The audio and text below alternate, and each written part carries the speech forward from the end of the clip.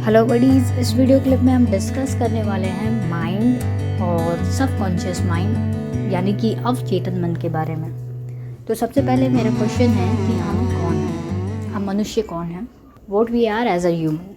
तो हम मनुष्य मूल्यतः मन हैं, ना कि शरीर। जहाँ हमारा मन होता है वहीं हम होते हैं, ना कि जहाँ हमारा शरीर होता है वहाँ हम रहते हैं। हमारे मन को मंकी माइंड के जैसा कहा जाता है। वो एक जगह ठहरता नहीं है, वो एक जगह टिकता नहीं है, वो हमेशा चंचल रहता है, हमेशा इधर उधर भटकते रहता है।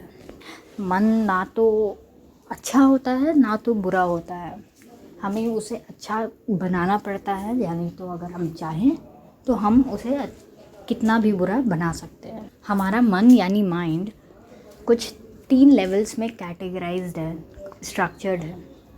पहला चेतन मन, दूसरा अवचेतन मन, तीसरा अचेतन मन। इन्हें हम अंग्रेज़ी में कहते हैं कॉन्शियस लेवल, दूसरा सबकॉन्शियस लेवल, तीसरा अनकॉन्शियस लेवल।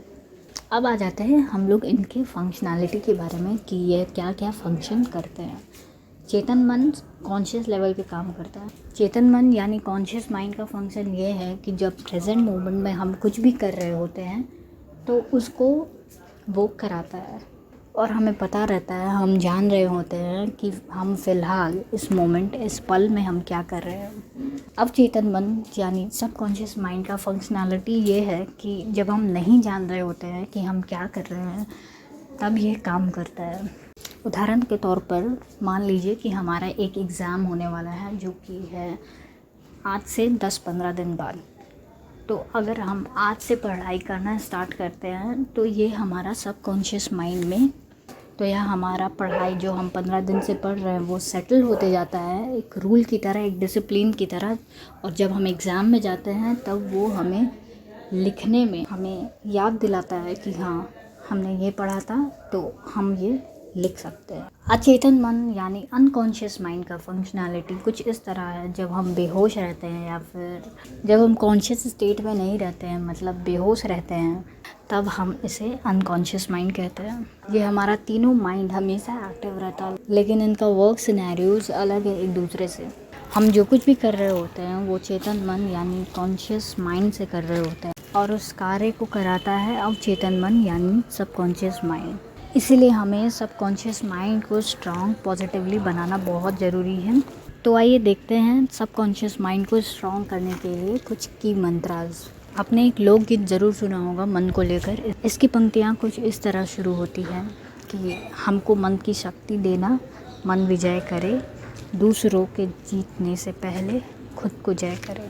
यहाँ पे हम इस गीत के ज़रिए यह बयां करना चाहते हैं कि हमारा मन सचमुच बहुत स्ट्रॉन्ग हो, इतना स्ट्रॉन्ग हो कि हम किसी से जेलस फील ना करें, इतना स्ट्रॉन्ग हो कि हम आर्गुमेंट किसी से ना करें। वो चाह भी रहा हो तो हम ना करें, वो गुस्सा आपको दिला भी रहा हो तो हम उसके बहकावे में आकर उसे भी गुस्सा ना दिलाएं। ये सब से हमारा खुद का एनर्जी वेस्ट होगा और हम अपने आप को जाने अनजाने में अपने लक्ष्य से दूर कर लेंगे, अपना एनर्जी सही जगह ना दे करके। अब आ जाते हैं बहुत ही बेस्ट की मंत्रास पर जो सबकॉन्शियस माइंड को स्ट्रॉन्ग बनाता है। पहला वैल्यूएबल की है अच्छे संगत। अच्छे संगत के साथ आप रहें, अच्छे लोगों के साथ आप उठें बैठें बातें करें। आपके पास ज़रूर क्वेश्चन आ रहा होगा कि अच्छे लोगों को हम पहचानेंगे कैसे, अच्छे लोगों को हम डिफ़ाइन कैसे करेंगे। यहाँ पे अच्छे लोगों का डेफिनेशन ये है कि जिनका गोल कंस्ट्रक्टिव हो, जिनके पास डेली जीने का रीज़न होता है कुछ वर्क को करने के लिए। जैसे कि उदाहरण के तौर पे आप मान लीजिए कि कोई भी सिविलियन एक जगह काम करने जाता है, चाहे वो कोई भी काम हो, काम वो ऑफिस का हो या फिर बिना ऑफिस वाला काम हो, लेकिन वो काम करने जाता है, उसका डेली का पर्पस है वो करना और वो उसे पूरे शिद्दत, पूरे मन से उसे काम को करता है।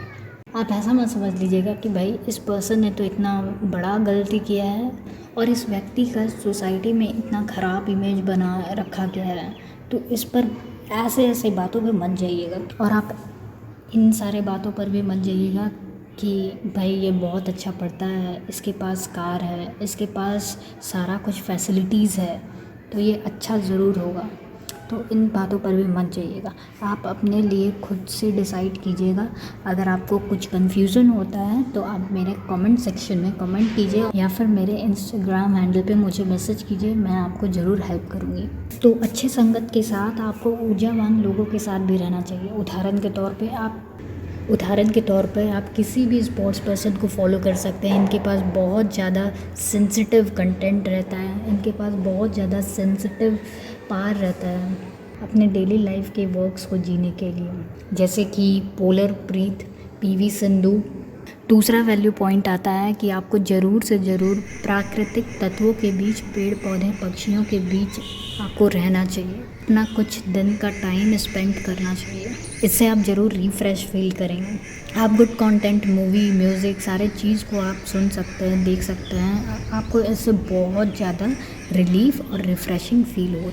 अब आप देख लीजिए एक एक्सपेरिमेंट स्टेटमेंट को कि कज़ाकिस्तान कहता है कि बच्चों के हाथ में वायलिन थमा दो तो वो कभी नहीं बोर होंगे और ना ही कभी डिप्रेस्ड होंगे, क्योंकि ये सब जो म्यूज़िक इंस्ट्रूमेंट हैं ये सारे नेचर से जुड़े हुए हैं, इसलिए वो बहुत अच्छा फील करते हैं जब इनके सेंसेशन में रहते हैं। तो तीसरा वैल्यू पॉइंट है कि आप अपने मन की बात हमेशा अपने करीबी से ज़रूर शेयर करें, इससे आपको बहुत रिफ़्रेशिंग फील होगा।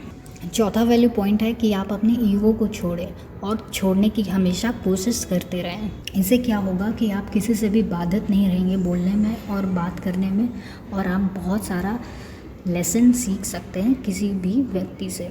तो ये आपको गुड थिंग्स को अट्रैक्ट करने में मदद करेगा। पांचवा वैल्यू पॉइंट है कि आर्ग्यूमेंटेटिव स्टेटमेंट, आलोचना सुनकर हमेशा अच्छा बनिए, हमेशा स्ट्रांग होइए। जब कोई आपका अपमान करे तो आप कभी भी रिएक्ट मत कीजिए, आप उसको हमेशा अच्छे से काम वे में थैंकफुलनेस के साथ जवाब दीजिए। कहीं ना तो कहीं सामने वाले को लग रहा है कि आपका यहाँ पर गलती है, इसीलिए वो आपको बोला है वैसा। वो जानबूझ करके आपके बॉडी में नेगेटिव एनर्जीज़ डालना चाहता है, इसीलिए वो शायद आपको वैसा कर रहा है, इसीलिए आप बिल्कुल बचिए ये सब चीज़ से। छठा वैल्यू पॉइंट है कि आप रोज़ एक अच्छा काम ज़रूर करें। अच्छा काम ये भी हो सकता है कि जब आप रात को सोने जा रहे हैं तो आप 10 मिनट खुद से अपने आप से आप बात कर लें। सातवां वैल्यू पॉइंट है कि आप अपने आप पर कभी भी डाउट ना करें, हमेशा अपने आप पे हमेशा भरोसा करें और बहुत ज़्यादा अपने आप को प्यार दें।